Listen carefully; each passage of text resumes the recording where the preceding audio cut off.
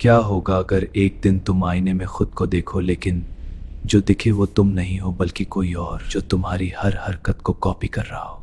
और फिर अचानक वो आईना तुम्हें देखने लगे, तुम नहीं बल्कि वो, क्योंकि कुछ आईने सिर्फ दिखाते नहीं, अपने अंदर खींच भी लेते हैं।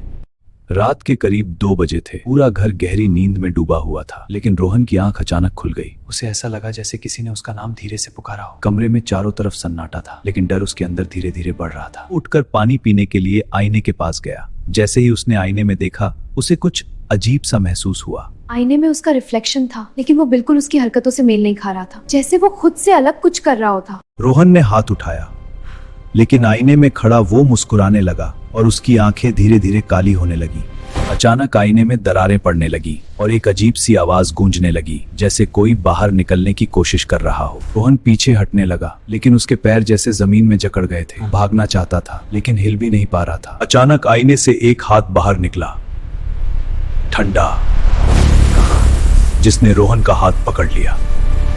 रोहन जोर जोर से चिल्लाने लगा, लेकिन उसकी आवाज बाहर तक नहीं पहुंच रही थी, जैसे पूरा कमरा बंद हो चुका था।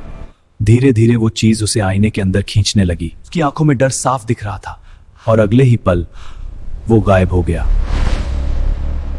अब आईने के सामने खड़ा था वो दूसरा रोहन, जिसकी आंखें काली और मुस्कान खतरनाक थी। सुबह जब उसके परिवार वाले कमरे में आए, रोहन बिल्कुल सामान्य लग रहा था, लेकिन उसकी आंखों में कुछ अलग था। और उस दिन के बाद घर के आईने में कभी कोई रिफ्लेक्शन नहीं दिखा है, क्योंकि अब वो किसी और का इंतजार कर रहा है। अगर तुम्हें लगता है कि कहानी यही खत्म हो गई, तो तुम बहुत बड़ी गलती कर रहे हो, क्योंकि असली डर तो अब शुरू हुआ है।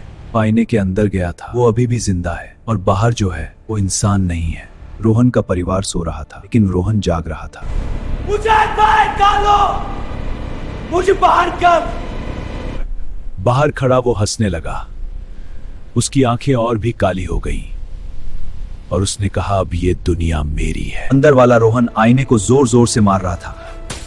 वो बाहर निकलने की कोशिश कर रहा था, लेकिन हर बार वो और गहराई में खिंच जाता था। तभी घर की छोटी बहन कमरे में आई। उसने रोहन को आईने के सामने देखा, लेकिन उसे कुछ अजीब सा लगा। उसने आईने में झांका और अचानक डर के मारे पीछे हट गई, क्योंकि अंदर कोई और फंसा हुआ था। लड़की भागने लगी। अचानक आईने में दरार आई और अंदर से हाथ बाहर आने लगे, जैसे कई लोग अंदर फंसे हों। अच्छा नहीं लग रहा मुझे यहाँ। लड़की जोर से चिल्लाई, क्या हुआ, रोशनी कहाँ गई? और उसी समय लाइट चली गई।